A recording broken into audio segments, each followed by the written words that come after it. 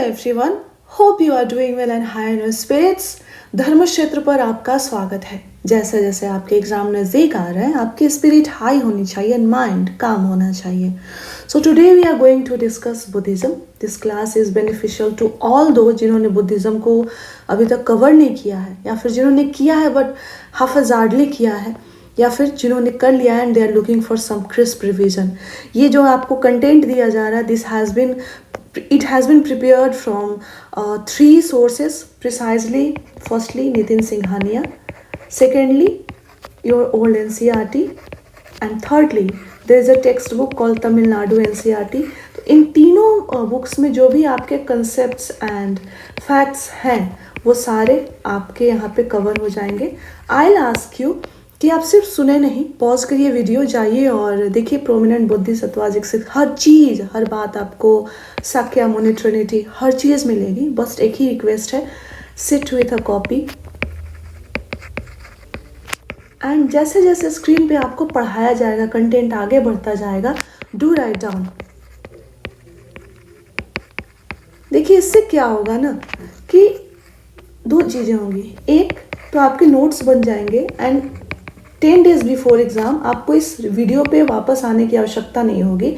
अगर आते भी हैं तो अगेन आपके कान में ये वीडियो चलता रहेगा और दूसरा आपकी आंखों के सामने आपके नोट्स, आप इसको 2.0 पे एक्स पे भी आप इसको प्ले करके सुन सकते हैं।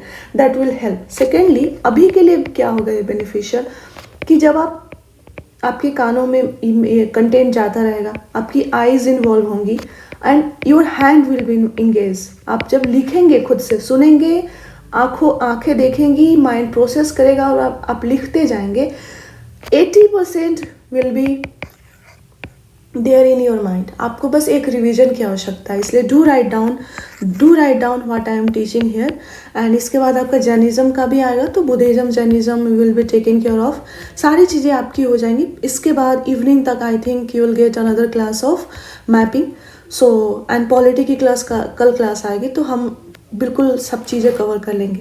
तो चलिए क्लास स्टार्ट करते हैं। See the first and foremost thing that you should know कि बुद्धिज्म जो है वो 4th लार्जेस्ट रिलीजन है वर्ल्ड का, 4था लार्जेस्ट रिलीजन है। एंड वर्ल्ड की जो 7% पॉपुलेशन है वो बुद्धिस्ट है, बुद्धिज्म फॉलो करती है। इंडिया की बात करें तो इंडिया की में लगभग 0.7% पॉपुलेशन बुद्धिज्म फॉलो करती है। एंड सबसे highest number of followers Buddhism के कहाँ पे है, तो स्टेट ऑफ महाराष्ट्र में है। याद रखेंगे आप। आगे बढ़ने से पहले इस तरह के पीटी मार्कर्स आपको मिल जाएंगे काफ़ी सारे हमारे नोट्स में। जैसे दूसरा पीटी मार्कर यहाँ भी है, आगे भी आपको मिलेगा। ये प्रीवियस ईयर क्वेश्चंस हैं जो पूछे गए हैं, तो everything has been taken care of. चलिए देखते हैं आगे। देखिए बुद्धिज़्म की बात करें तो फाउंडर जो थे वो सिद्धार्थ गौतमा थे।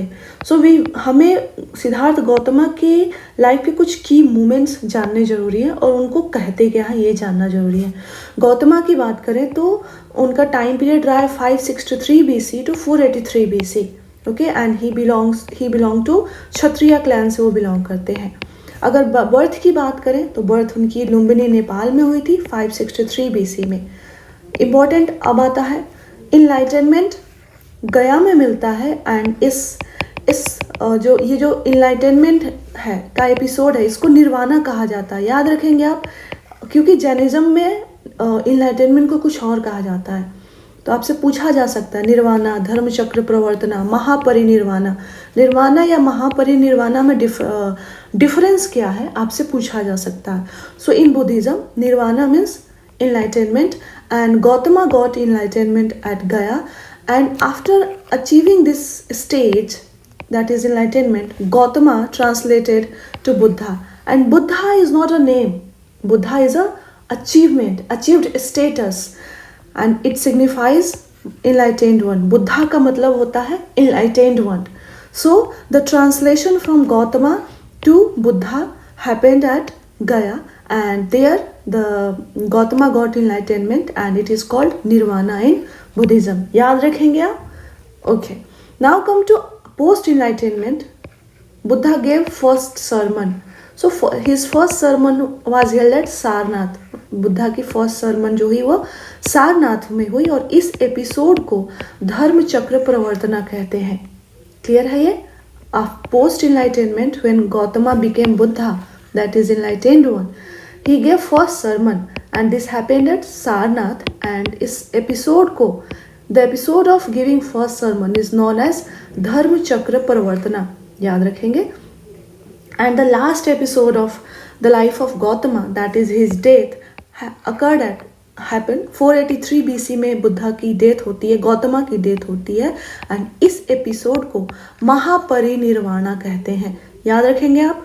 सिर्फ nirvana in Buddhism is enlightenment and mahaparinirvana in Buddhism signifies death of Gautama, that is Buddha. And Buddha is not a name, Buddha is a achieved status, and it signifies your that you are enlightened one. Clear है ये. इसके बाद PT में आपसे पूछा गया, देखिए और डिटेल में हम नहीं जाएंगे कहानियों में कि उनकी marriage and etcetera etcetera. PT में आपसे पूछा, यूपीएससी प्रीलिम्स में प्रीवियस ईयर में पूछा गया कि which of the following were kingdoms associated with Buddha. तो Kosala and Magadha, these were the kingdoms which were associated with Buddha, याद रखेंगे आप.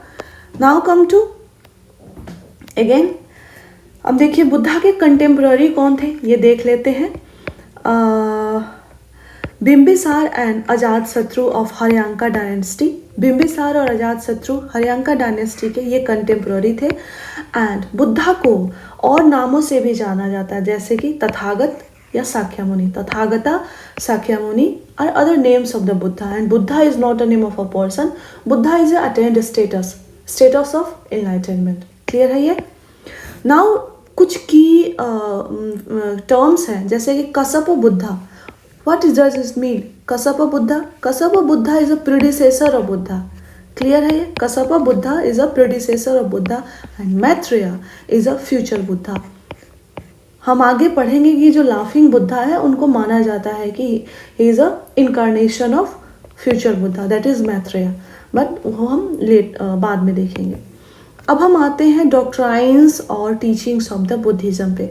सी, सबसे पहले there are 3 jewels, that is 3 रत्नास in Buddhism.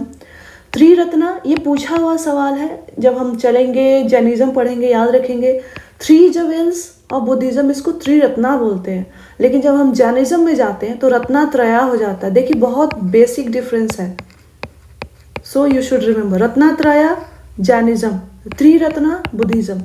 Okay, now come to what are the 3 jewels or 3 ratnas of Buddhism. So first is Buddha. First jewel is Buddha. Second is Dhamma and third is Sangha. What are the 3 jewels of Buddhism? Buddha, Dhamma and Sangha. What does Buddha signifies? The enlightened one. Again, it is an achieved status that signifies that you are an enlightened one. Secondly, second jewel, second ratna, Dhamma. What is Dhamma? Dhamma is teachings of the Buddha, that is doctrines, his doctrines. And third jewel of Buddhism is Sangha. Sangha means monastic order. So Sangha was basically, Sangha as a concept was first propounded by Buddha while giving his first sermon. When Buddha gave his first sermon at Sarnath, that episode is known as Dharma Chakra Parivartana. At that point Buddha gave Sangha as a concept. So now you know what is the 3 jewels, 3 ratna of Buddhism: Buddha, Dhamma and Sangha, and you know their meaning also. Now come to early Buddhist school. We have reached 483 BC. Buddha has died and Buddha has only given these 3 concepts precisely, that Sangha, monastic order. But after 483 BC, when Buddha has died, there is a discord among the Sangha. संघा में Discord हो जाता है, dispute हो जाता है. And Buddha के death के बाद संघा में स्प्लिट होता है. स्प्लिट होता हुआ स्प्लिट देखने को मिलता है 383 टू 250 BC के बीच. टाइमलाइन आप थोड़ा सा अवॉइड भी कर सकते हैं, that doesn't matter. Okay, Buddha की डेथ होती है 483 में, बट आप अभी समझ रहे हैं, आपके समझने के लिए इसको आप सुन लीजिए. बुद्धा की डेथ होती है 483 BC में. बुद्धा ने तब संघा का ही कंसेप्ट दिया है, बट इस संघा में, इस मोनास्टिक ऑर्डर में डिस्प्यूट, डिस्कॉर्ड होने लगते हैं. और उसके बाद कुछ संघा में स्प्लिट हो जाता है और ये स्प्लिट टेक प्लेस करता है 383 से लेकर के 250 BC तक। तो कुछ अर्ली बुद्धिस्ट स्कूल आते हैं, उसका नाम है they are not established yet, right, ये इंस्टीट्यूशनलाइज नहीं होते हैं, but still there is a dispute and there is a partition और डिफरेंशिएशन संघा में। और संघा बढ़ता है दो स्कूल्स में, अस्थावीर, जस्ट अ मिनट, संघा बढ़ता है दो स्कूल में, अस्थावीर निकाया एंड महासंघिका। ये दो स्कूल्स हैं, अर्ली स्कूल्स हैं, संघा के डिफरेंशिएशन या फिर संघा में जो डिस्प्यूट होता है उसकी वजह से स्प्लिट होती है। पीटी आपसे पूछा गया है कि पीटी में पूछा गया था कि सरस्वतीवादा किस बुद्धिस्ट स्कूल का सबसेक्ट है। ये आपके प्रीवियस ईयर क्वेश्चन का सवाल है, आप जाके देख सकते हैं। तो अस्थावीर निकाय के अंदर दो पार्ट्स हुए, सरस्वतीवादा एंड स्वतंत्रिका। तो याद रखेंगे सरस्वतीवादा एंड स्वतंत्रिका ये किस स्कूल के अंदर है, अस्थावीर निकाय के हैं। एंड अस्थावीर निकाय एंड महासंघिका ये दो अर्ली स्कूल्स हैं बुद्धिज्म के। ये इंस्टीट्यूशनलाइज नहीं हुए थे, but still there was a split and split in Sangha, और उसकी वजह से ये दो स्कूल्स का फॉर्मेशन होता है। क्लियर है ये आपके स्क्रीन पे? ओके, अब चलिए कुछ बुद्धिस्ट टीचिंग्स की बात कर लेते हैं। 4 नोबल ट्रूथ्स हैं, there are 4 noble truths. What? That there is suffering, there is life is suffering, suffering यानी दुख। अगर दुख है तो देयर इज अ कॉज यानी ओरिजिन ऑफ सफरिंग, उसको हिंदी में समुदाय बोला जाता है, राइट। तो there is a suffering, that is दुख। If there is suffering, there must be cause of or origin of suffering, that is samudaya. And Buddha said कि if there is a origin of suffering, there is a possibility of cessation of suffering. ठीक है, इसको निरोध, दुख निरोध भी बोला जाता है। क्लियर है ये? And for the cessation of suffering, there must be a path. तो path to cessation of suffering, जिसको हिंदी में मार्ग बोला गया। And from here, the path to cessation of suffering, the Buddha gave 8-fold path. Buddha said कि follow the 8-fold path, follow the Ashtangika marg, and your suffering will cede. Clear है ये? Okay. Now come to what are the 8-fold paths. Firstly, right speech, right action, right livelihood, right effort to cultivate self-control, mindfulness, meditation, thought understanding. मैं कुछ यहाँ पे highlight करना चाहूंगी, just okay. See this four,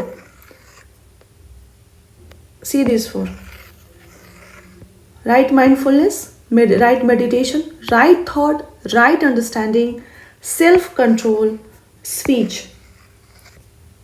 सी बुद्धा ने mostly हमें emphasize किया to cultivate inside our self, to work inside our self. See speech is the outcome of what we have inside us. मैं बोल रही हूँ, क्या बोल रही हूँ? The content which I am teaching and this is inside me, right? So you have to practise self control, in self control of what? In everything. You have to be mindful of what you are thinking, meditation, your thoughts. इस moment पे ना everyone would be thinking कि मेरा नहीं होगा, नहीं होगा, नहीं होगा, और जब सोचोगे कि नहीं होगा, नहीं होगा, नहीं होगा, तो नहीं ही होगा। क्लियर है ये? मैं यहाँ पे एक पॉज लेकर इसलिए आपको समझाना चाह रही थी कि फोमो में मत रहिए, डोंट लिव इन फोमो। नहीं होगा, नहीं होगा, नहीं होगा, तो नहीं ही होगा। Understanding, right understanding, as a student आप कहाँ अप्लाई कर सकते हैं? आप जो भी पढ़ रहे हैं, you should have good understanding of that. UPSC की भी यही डिमांड है, you should have conceptual understanding. आप जब बुद्धिज्म पढ़ रहे हैं, कहीं से भी पढ़िए, उसको बिल्कुल ग्रैस्प कर जाइए, try to understand that, right? Meditation, कितने लोग मेडिटेशन करते हैं, right? Mindfulness, you should be very mindful. You should be aware of what you are thinking, what you are doing, what you are speaking, what action you are taking, right? If you are wasting your time, you should be very mindful. If you are thinking of negative thoughts, if you are thinking of negative outcomes, if you are imagining of a failure, अगर आप fear of failure में रह रहे हैं, you should be very mindful, यानी conscious, aware of the state of your being. So these all law of attraction, everything Buddha spoke about 825 in 483 to 480 before 483 BC. Okay, ये सारी चीजें बुद्धा बोलकर चले गए. And one more thing I'll add here before moving further, that if you read Dhammapada, the first chapter is called twin verses. पहले chapter का नाम है twin verses. Why? क्योंकि एक वर्स जो है वो पॉजिटिव, किसी एक्शन का पॉजिटिव दिखाता है और उसका सब्सिक्वेंट वर्स उसका नेगेटिव दिखाता है. That's why they are twin. One is positive of some virtue and another is negative of that virtue. So if you read that first verse of the first chapter, it will say that all that you are is the product of your thoughts. If you are failing, it is because of your thoughts. If you are succeeding, it is because of your thoughts. So please, fear of failure, fear of missing out, FOMO में मत रहिए. The time is very crucial. Your mind should be calm. Your thoughts should be as stable, as positive as possible. Okay? इस पे हम कभी और बातें करेंगे. आगे बढ़ते हैं. Hopefully थोड़ा आपको ये पर्सपेक्टिव मिल गया होगा. Now come to कुछ बातें हैं जो जब आपसे यूपीएससी पूछती है तो उस पर पूछती है कि बुद्धिज्म या बुद्धा ने वेदास के बारे में क्या बात किया, सोल के एग्जिस्टेंस पे क्या टेक था बुद्धा का. ये कॉन्ट्राडिक्ट कर, जब भी यूपीएससी पूछेगी आपसे जैनिज्म एंड बुद्धिज्म के कंपैरिजन में पूछेगी. तो अभी हम बुद्धिज्म का देख लेते हैं, जब जैनिज्म में जाएंगे तब जैनिज्म का देखेंगे. तो बुद्धिज्म की बात करें, यानी बुद्धा ने वेदास की अथॉरिटी को रिजेक्ट किया. क्लियर है ये. एंड सोल यानी आत्मन, यानी आत्मा की एग्जिस्टेंस पे को भी रिजेक्ट किया बुद्धा ने. याद रखेंगे आप, वेदास की अथॉरिटी को रिजेक्ट किया है एंड एग्जिस्टेंस ऑफ सोल यानी आत्मन के एग्जिस्टेंस को भी रिजेक्ट किया है बुद्धिज्म ने. क्लियर है ये. आइए अब आगे बढ़ते हैं. What are Pitakas? Pitakas are compilation of Buddha's teachings.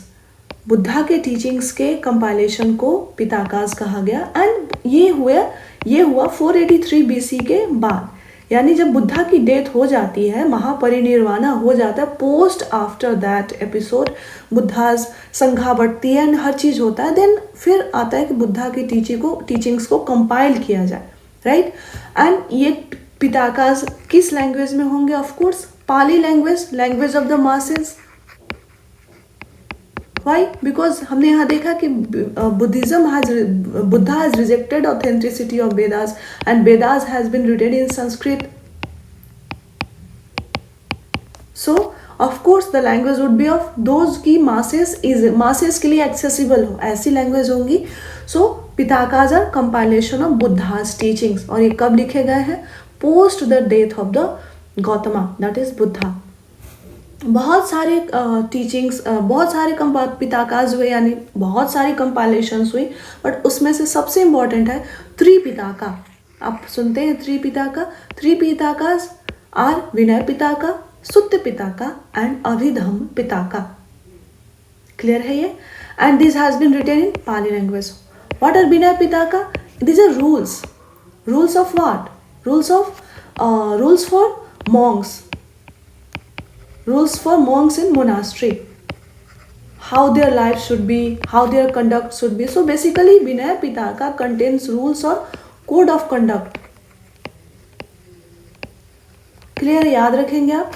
In Sutta Pitaka we have Buddha's sermon. Buddha's की teaching as such has been written in Sutta Pitaka. And when you come to Abhidhamma Pitaka, it deals with some philosophical matters related to Buddhism only, like doctrines, etc. So Vinaya Pitaka deals with rules of monastic order.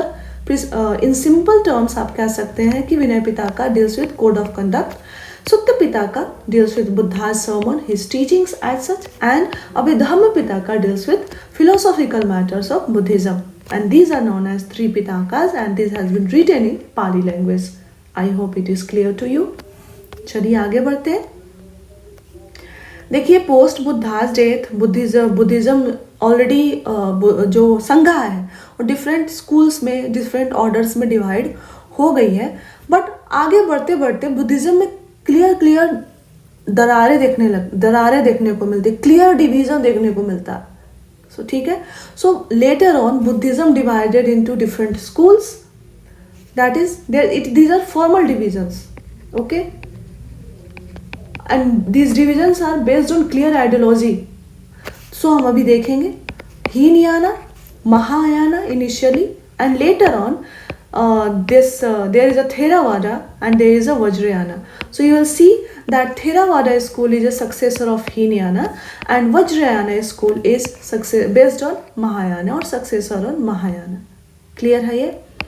Initially there is a formal division in terms of Hinayana and Mahayana. Later on this Theravada school succeeded Hinayana and Vajrayana is a modification or is a based of Mahayana. Clear है ये? अब हम देखेंगे कि difference between Hinayana and Vajrayana school. बहुत ध्यान से समझेंगे, आप इसको नोट डाउन भी करेंगे। देखिए हीनयाना का मतलब क्या होता है? Lesser vehicle, Mahayana greater vehicle. ठीक है, if you see there is a element, जो the words use here signifies the superiority and inferiority complex. Such was the extent of differentiation among the two schools. So Hinayana means lesser vehicle, Mahayana means greater vehicle. Language used in Hinayana school Pali, Mahayana school में जो language हुआ था संस्कृत हुआ था। Hinayana school they restricted themselves to the original preachings of the Buddha. They said that Hinayana school said कि हम Pali would be our language and हम original जो preachings है बुद्धा की उसी को फॉलो करेंगे। बट महायाना स्कूल said कि see Buddha is not actually, Hinayana school limited itself to the knowledge aspect of the Buddha, that Buddhahood is not something of godliness or heavenliness. It is a state which can be achieved, right?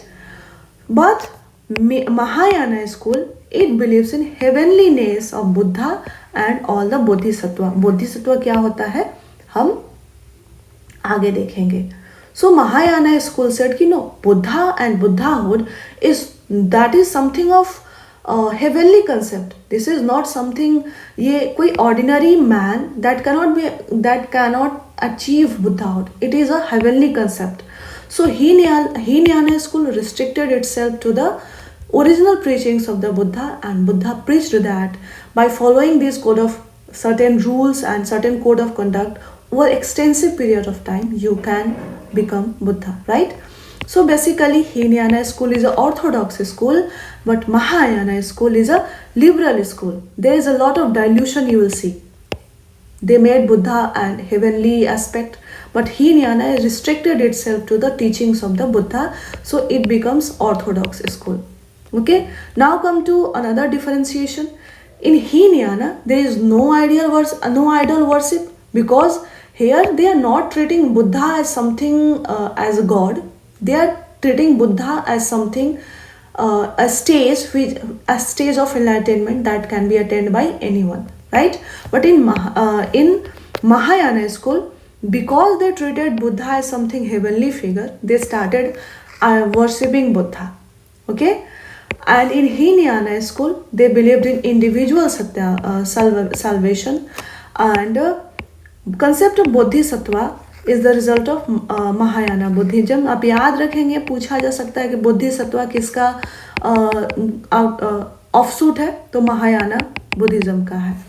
अगर ultimate aim की बात करें Hinayana school में, तो nirvana that is attainment of enlightenment. But in Mahayana you will see ultimate goal is spiritual upliftment, right? And a spiritual upliftment leading to universal liberation from suffering of all being. And those who accomplish, just a minute, in Mahayana school the ultimate goal is spiritual upliftment from suffering of all being, and those who accomplish this state is called Samyaksham Buddha. याद रखेंगे आप, Samyaksham Buddha is a state concept or a state in Mahayana school. And who is Samyaksham Buddha? Those who is able to liberate all beings from suffering is called Samyaksham Buddha. So basically this Mahayana school talks about spiritual upliftment, and if you achieve that state you will be known as Samyaksham Buddha. But in Hinayana the ultimate aim is nirvana, that is enlightenment, not merely spiritual upliftment. See, this is very subjective now. Okay, I hope you are following through. See, here again we have a PT question that it has been asked that Asthaviravada or Theravada is a subset of which school? So Asthaviravada और Theravada is subset of Hinayana school, याद रखेंगे आप, ठीक है। And Ashoka Hinayana sect को patronize किया, Ashoka patronized Hinayana sect, Ashoka Hinayana sect को patronized किए थे। एंड महायाना में आते हैं, they are two text that you should remember, Lotus Sutra and Maharamsa. These are two text which are famous text of Mahayana school, Lotus Sutra, Maharamsa, Samyaksham Buddha, and one more, Bodhisattva. Just let me remind you again. Lotus Sutra, Maharamsa, Samyaksham Buddha, and Bodhisattva. These are concepts of Mahayana school.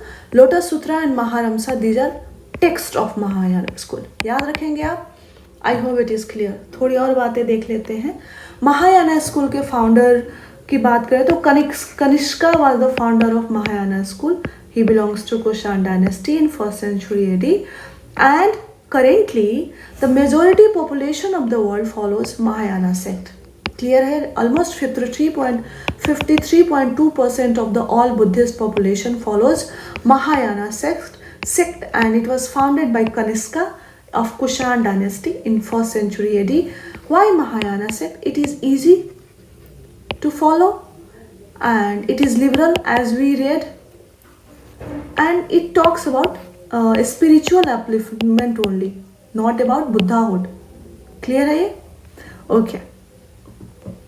See, there is another school you should know. Just a minute. Yeah. There is another school called Madhyamika school. This also comes under Mahayana Buddhism. याद रखेंगे आप. And its founder, the founder of Madhyamika school was Nagarjuna, and it was founded in 2nd to 3rd century AD. And the language, the key scholar of this school is Chandrakriti. याद रखेंगे, Madhyama school is a offshoot of Mahayana Buddhism only. Okay, founded by Nagarjuna in 2nd to 3rd century AD. If you talk about scholar of this school, Chandrakriti is a key scholar that belongs to Madhyamika school, which comes under Mahayana Buddhism. एक और बात है जो UPSC आपसे as such पूछ सकती है, it can be your PT question, Shunyata doctrine is related to which school? So Shunyata doctrine is related to comes under Madhyamika school and Madhyamika belongs to Mahayana. तो शून्यता डॉक्ट्राइन अगर वो महायाना बुद्धिज्म भी देते हैं then it is also true, correct? And if they ask कि शून्यता doctrine belongs to Madhyamika school, it is also correct statement. याद रखेंगे आप. What शून्यता डॉक्ट्राइन प्रिसाइजली किस बारे में बात करती है? It talks about that शून्यता doctrine says that all things or phenomena are empty. All things or phenomena are empty of nature, substance or essence. That is called Sunyata doctrine, and it comes under Mahayana Buddhism, and it also belongs to Madhyamika school, which is a offshoot or Mahayana Buddhism. Clear है आपको? इतना ही जानना है, इससे beyond अगर आता भी है, अगर आप इस पूरे लेक्चर को करके जाते हैं, फील कॉन्फिडेंट, फोमो में नहीं रहना कि कोई एक और वीडियो देख लूँ, कोई एक नोट्स पढ़ लूँ. देखिए आर्ट एंड कल्चर की जो आपकी पीटी है वो मैं करा दूंगी, बट उसमें वही कवर होगा जो न्यूज़ में कहीं कुछ हुआ होगा. You need to have the backbone, strong backbone of static part of your syllabus, static forms your backbone, exam static से निकलता है, डायनामिक तो जस्ट हेयर एंड देयर है, राइट। तो चलिए अब हम देखते हैं कि ये बोधिसत्व हमने पढ़ा था, हमने देखा था कि महायाना बुद्धिज्म से बोधिसत्व का कंसेप्ट आया था। देखते हैं कि एग्जैक्टली बोधिसत्व होता क्या है। सी, Bodhisattva comes from Mahayana Buddhism, that you know. What is Bodhisattva? Bodhisattva is one who generated Bodhicitta. The person who generates Bodhisattva is Bodhicitta. The person who generates Bodhicitta is known as Bodhisattva. Just a minute. What is Bodhicitta? Bodhicitta is a compassionate mind. A compassionate mind, a kind mind, a kind heart, a loving heart, a loving mind is a bodhicitta, and if you attain this, you will be known, someone will be known as bodhisattva. So they said ki the person, one who generates bodhicitta to attain buddhahood for the benefit of all sentient being will be called bodhisattva. As we read, bodhisattva believes in universal liberation. You have to generate bodhicitta to attain buddhahood, and the aim, what is the purpose to attain buddhahood? That you have to benefit all sentient being, yani you have to attain buddhahood for universal liberation of all, and you will be called as bodhisattva. Clear hai? So Buddha in previous birth was thought to be bodhisattva, and these are depicted in Jataka stories. See, Jataka stories depict करते हैं बुद्धा के previous birth में, and ऐसा माना जाता है कि बुद्धा अपने प्रीवियस बर्थ में बोधिसत्व थे. In previous birth Buddha did not attain enlightenment, but Buddha was able to generate bodhicitta, a compassionate mind, and for the universal liberation of all the sentient being. Clear है ये? There are 10 grounds, that 10 grounds है जिसको भूमिज भी बोलते हैं in Buddhism. Bodhisattva से बुद्धा बनने के लिए 10 ग्राउंड है. पहले आपको बुद्धा बनने के लिए you have to be a bodhisattva, and in 10 grounds को आप जब आप क्रॉस करते हैं देन यू अटेन बुद्धाहुड और आप बुद्धा बनते हैं. क्लियर है ये? चलिए अब हम देखते हैं कि प्रोमिनेंट बुद्धि. देखिए दिस इज योर पेटी question, just let me right it here. कितने आपके क्वेश्चन यहाँ से कवर हो रहे हैं. चलो प्रोमिनेंट बोधिसत्वास देख लेते हैं. सी, हम देखेंगे कि प्रोमिनेंट बोधिसत्वास वो क्या सिग्निफाई करते हैं और कहाँ कहाँ पाए जाते हैं. ये तो आपका पीटी क्वेश्चन है.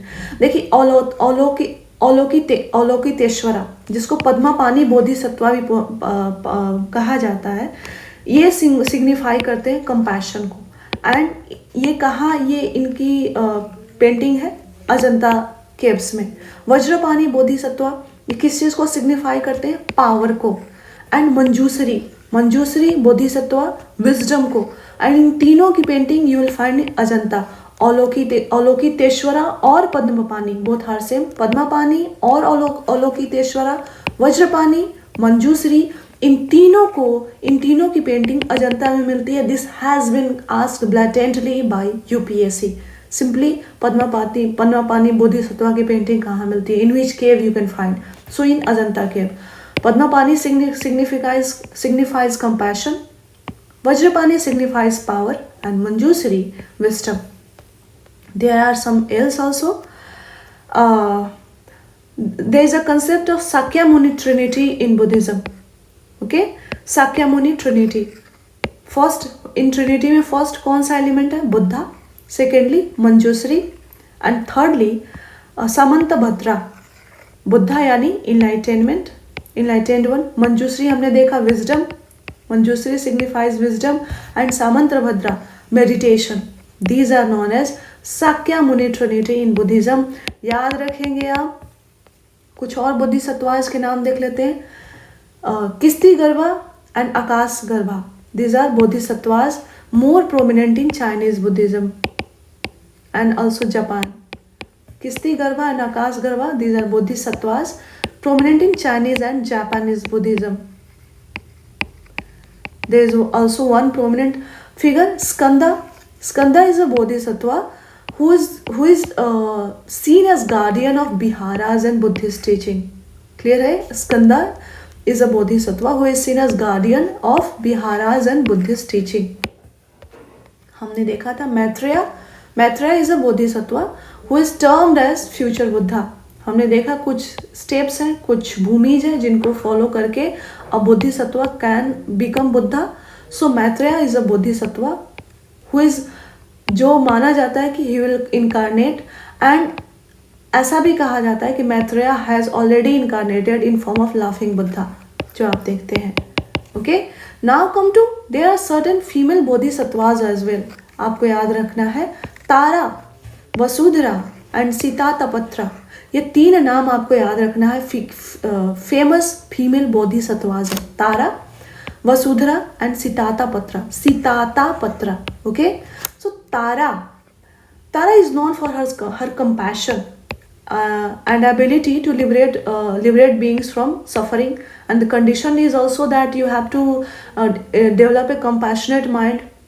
So Tara is known for her compassion and ability to liberate beings from suffering, and Tara is associated with Vajrayana Buddhism. याद रखेंगे आप, तारा किससे associated है? Vajrayana Buddhism से. And Tara is also known as mother of all Buddhas. याद रखेंगे आप. Clear है? Tara is a female bodhisattva which of course she will be known for compassion, and Tara is associated with Vajrayana Buddhism, and Tara is known as mother of all Buddhas. And who is Tara? Tara is a female bodhisattva. Now come to Vasudhara. Vasudhara is another female bodhisattva. She is famous in Nepal. And third female bodhisattva that you should know is Sitatapatra. Sitatapatra. She is revered in both Mahayana and Vajrayana tradition. Tara's reverence is limited to Vajrayana tradition only, but Sitathapatra's reverence is in both the schools or traditions, Mahayana, Vajrayana. याद रखेंगे आप. Clear है ये? आइए अब अगले concept पे चलते हैं. Dipankar Buddha. Who is Dipankar Buddha? Dipankar Buddha is a Buddha who reached enlightenment prior to Gautama Buddha. Gautama Buddha के enlightenment के पहले, the one who reached enlightenment is Dipankar Buddha, and he is respected in all sects of Buddhism. Dipankar Buddha is respected in all sects of Buddhism. So Dipankar is previous Buddha. Gautama is most recent Buddha. Clear है? Dipankar is previous Buddha and Gautama is most recent Buddha. याद रखेंगे आप. Now come to Theravada Buddhism. चलिए Theravada Buddhism के बारे में जानते हैं. हमने पढ़ा था कि Theravada was a successor of Hinayana school. Clear है ये? So Theravada Buddhism is also known as a school of elder monks, right? And the language used will be Pali. What is the ultimate goal of Theravada Buddhism? Cessation of Kalesha. Dukh. Kaleshas means dukh, sorrows. So the ultimate goal of Theravada Buddhism is cessation of Kalesha, and for this cessation there is a tool called Samatha and Vipassana. So जो Vipassana meditation अभी आप सुनते हैं, लोग जाते हैं practice करते हैं, it belongs to Theravada Buddhism which is a successor of Hinayana school. याद रखेंगे आप. ठीक है? So Theravada school believes in Vibhajavada. What is Vibhajavada? Teaching of analysis. आप कुछ भी सुनिए नहीं. देखिए यहाँ पे भी analysis पे emphasis की जा रही है. You should analyze the things, right? So Theravada Buddhism believe in Vibhajavada. Vibhajavada मतलब विभाजन करना, divide, analyze, introspect, right? Analysis. And which are the famous texts of Theravada Buddhism? Visuddhimagga. Visuddhimagga, it was written in 5th century AD in Sri Lanka by Buddhaghosa. Buddhaghosa is another popular historical figure associated with Buddhism. So Famous text of Theravada Buddhism is Visuddhimagga, written by Buddhaghosa, and it was written in 5th century AD in Sri Lanka. And this school or Buddhism, Theravada Buddhism, also talks about 7 stages of purification. इसके details हमें जानने जरूरी नहीं है. 3-4 concept आप जानेंगे. Visuddhimagga, Vibhajjavada, Vipassana is a part of Theravada Buddhism. चलिए अब वज्रयाना बुद्धिज्म को देख लेते हैं. Vajrayana is a successor of या फिर based on Mahayana. So this is also known as Vajrayana is also known as Tantric Buddhism. So and so that this is also known as Tantra, Mantra and Yantra. So Vajrayana Buddhism is known as Tantric Buddhism. So and so that it is also called as Tantra, Mantra and Yantra. This Buddhism, this school or this sect of Buddhism got influenced by Hinduism. So it is basically a combination of Vedic ritual and Buddhist philosophy. Clear है ये? Vajrayana Buddhism is a Tantric Buddhism which got, this school of Buddhism got influenced by Hinduism. So basically here we see a combination of Vedic ritual and Buddhist philosophy, and main deity of Vajrayana Buddhism is Tara. याद रखेंगे आप, हमने देखा है इसको. And who is Tara? Bodhisattva, female Bodhisattva. चलिए Navayana Buddhism देख लेते हैं. So basically Navayana Buddhism was propounded by doctor B.R. Ambedkar. ठीक है. इसके अंदर डॉक्टर B.R. अम्बेडकर ने कुछ चीज़ों को रिजेक्ट किया और कुछ चीज़ों को रिवाइज किया. देख लेते क्या है. So doctor B.R. Ambedkar said कि all other branches of Buddhism are radical interpretation of Buddha's teaching. Doctor B.R. Ambedkar said कि जो भी आपको ब्रांचेस दिख रहे हैं, नौयाना, हीनयाना, महायाना, थेरावादा, ये सारे बुद्धास टीचिंग के एक्चुअल इंटरप्रिटेशन है ही नहीं. They are radical interpretation of Buddhism और Buddha's teaching. So he rejected all other branches of Buddhism. So reject तो उन्होंने कर दिया. What he said? He said he focused on revising original teachings of the Buddha about class struggle and social inequality. Buddha की जो teachings related to social inequality and class struggle थी, B.R. Ambedkar focused on revising those teachings and he propounded Nauyana Buddhism. याद रखेंगे आप, कोई dilution नहीं होनी चाहिए. चलिए we are reaching last of our class.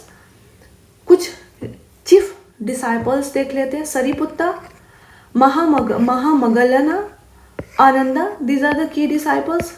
Just कि कुछ छूटे नहीं, हमने नोट डाउन कर लिया. सी अरहत्स के बारे में जानेंगे. And who Arhats are you should remember कि there are 16 Arhats of Buddha. Buddha के 16 अरहत हैं. Arhat means the worthy one. The worthy one, worthy of what? Respect. Why? Because he attained enlightenment by following teachings of the Buddha. Their arhats are worthy one. Why they are worthy? Because they have attained enlightenment by following teachings of the Buddha. See, Buddha attained enlightenment by himself, and after attaining enlightenment, he gave certain teachings, right? And if a person is able to attain enlightenment by following those teachings of the Buddha, they are known as arhat. Clear है ये?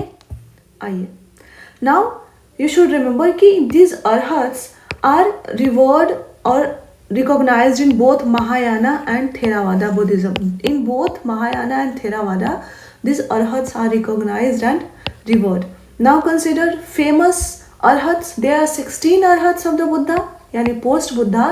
There are 16 persons who have attained enlightenment by following teachings of the Buddha. Okay. So the famous names you should remember: Nagasena, he is also known as Sarvasti Vadan Buddhist in 2nd century BC, and Rahul, the son of Gautama Buddha, son of Gautama. These are the famous arhats of the Buddha. What does it mean arhat? Again I am reminding you कि ये concept पूछा जा सकता है. Arhats are those who attained enlightenment by following teachings of the Buddha. Okay. Now come to सी हमने देखा कि महायाना और थेरावादा दोनों में अरहत के कंसेप्ट को रिकॉग्नाइज किया जाता है, बट इस रिकॉग्निशन के लेवल में there is a difference in the level of recognition. In Theravada ये कहा जाता है कि आप इनलाइटनमेंट अटेंड कर लीजिए and you will become Arhat. Clear है? In Mahayana school also venerates Arhat, but इसको बुद्धाहुड के बराबर नहीं, that is not equated with Buddhahood. Buddhahood यानी इनलाइटेनमेंट के बराबर नहीं माना जाता है। It is because see they diluted, Mahayana school diluted the entire concept. They equated Buddha with something heavenly figure. So in Mahayana the deity can only be one, right? And the heavenly figure can only be one. So in Mahayana school also they are venerating arhats, but they are not equating with Buddhahood.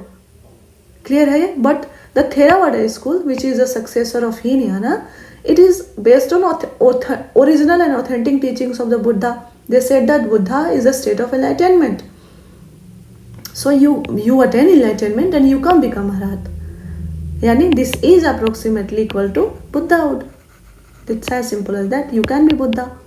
But in Mahayana, they said, see, Buddha is something, a heavenly figure. You can, and it can only be one. So you are following teachings of the Buddha. You can attain spiritual upliftment, but you cannot become Buddha. So both Mahayana and Theravada, they recognize the concept of Arhat, but the level of recognition is different. Hope it is clear to you.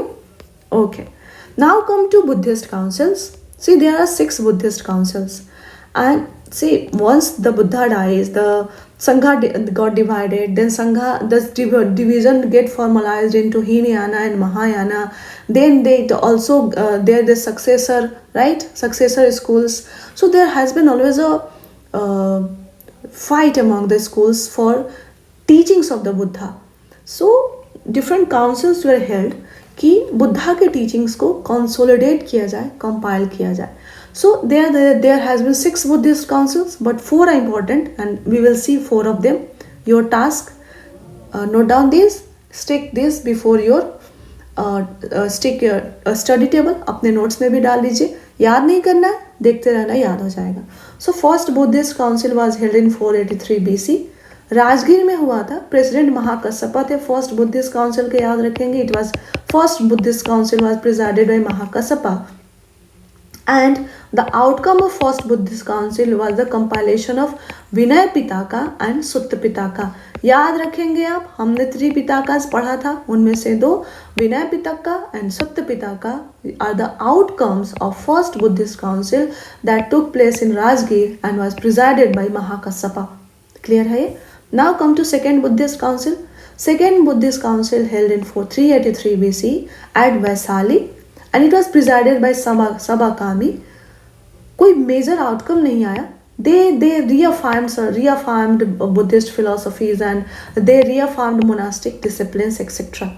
Okay, so from second Buddhist council we did not get any major Buddhist literature, with just reaffirmation of the Buddhist principles and disciplines. It was presided by Sabakami, and it was held in Vaisali. Now come to third Buddhist council. Third Buddhist council 250 BCE में held हुआ है at Patliputra. It was presided by Mogaliputta Tissa, and here the third Pitaka of 3 Pitaka, Abhitam Pitaka, was compiled. This can be asked by UPSC. You should be very careful. The 3 Pitakas were compiled at. पूछ सकती है आपसे UPSC कि 3 Pitakas were compiled at, और ये चारों जगहों के which council, चारों जगहों के नाम दे सकती है. A Pataliputra, B Kashmir, C Vaishali, and so on so forth. You should know कि 3 पिताकाज एक बार कंपाइल नहीं हुए हैं. 3 पिताकाज में पहले आपको पता होना चाहिए कि विनय पिताका, सुत्त पिताका, अभिधाम पिताका है. Vinaya Pitaka and Sutta Pitaka first Buddhist council Rajgir में इनका कंपाइलेशन हुआ है, and third of 3 Pitaka, Abhidhamma Pitaka, third Buddhist council Pataliputra में कंपाइल हुआ है in the presidency of Moggaliputta Tissa. Come to fourth Buddhist council. It took place in first to second century AD, and the place was Kashmir, and in the presidency of Vasumitra Aswaghosa, and यहाँ पे Mahayana scriptures का compilation होता है, and from here onwards you see Sanskrit excuse me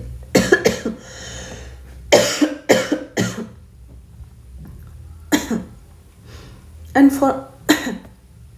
from here onwards you see Sanskritization of Buddhist text. Clear है ये? Fourth Buddhist Council, 1st to 2nd century AD. It was held in Kashmir under the presidency of Vasumitra Ashwaghosa, and यहाँ पे Mahayana scriptures का compilation होता है and Sanskritisation of Buddhist text देखने को मिलता है. याद रखेंगे आप? हीनयाना पाली कैनोन याद रखेंगे. Okay, last, I think we have reached last. Yes, see, key personalities associated with Buddhism. See, this is our effort. आप इसको skip कर सकते हैं, but this is our effort कि कहीं कोई factual चीज़ ना छूटे. This again from limited sources, and this has been borrowed from Tamil Nadu NCERT. बाकी सारी चीज़ें हैं जो covered है, and Tamil Nadu NCERT से ये fact लिए गए हैं. अगेन हमने 3 सोर्सेज कवर किए हैं. We have covered 3 sources, Nitin Singhania, old NCERT and Tamil Nadu. This history as a subject is unlimited. कोई आप कितने भी किताबें कितने भी रिसोर्सेज फॉलो कर सकते हैं, but we have our limitation, and मैं कॉन्फिडेंस से कह सकती हूँ कि if you go after completing this class, you make notes and revise them, you will be ahead of lot of people, your peers.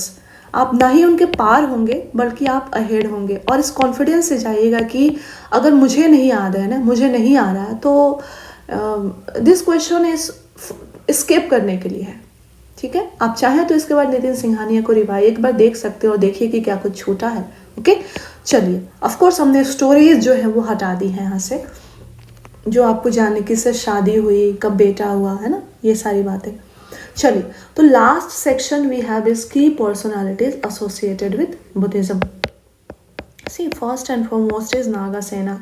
This personality is related to 150 BC, and why is important? Because his conversation about Buddhism to Menander I, also called Milinda, has been recorded in Milinda Panho. Milinda Panho is a book which has been written in 150 BC, and this book records the conversation of Nagasena and Menander I related to about Buddhism. ठीक है, and Menander I और Milinda is a Tibetan Indo-Greek king. याद रखेंगे आप. The second figure is Nagarjuna. हमने पहले भी देखा है. He is a founder of Madhyamika school. हमने देखा, we have discussed this earlier also. Now third figure is Vasubandhu. See, why he is important? Because he is a contradicting personality. Vasubandhu is a scholar or a monk belonging to Mahayana Buddhism, but he wrote from the perspective of Sarvastivada or Sautantrika school. There is a contradiction. That's why he is important to you. Vasubandhu belongs to a Mahayana Buddhism, but he wrote from perspective of Sarvastivada or Sautantrika school. Bodhidharma is a personality associated with Buddhism who took Buddhism to China. याद रखेंगे, just for your reference. Next one is Padmasambhava. Why he is important? Because he is known as second Buddha. He is revered in Tibet, Nepal, Bhutan, and Himalayan state of India. Padmasambhava is also known as second Buddha. Atisha was a Bengali religious leader, and this figure spread Buddhism from Tibet to Sumatra.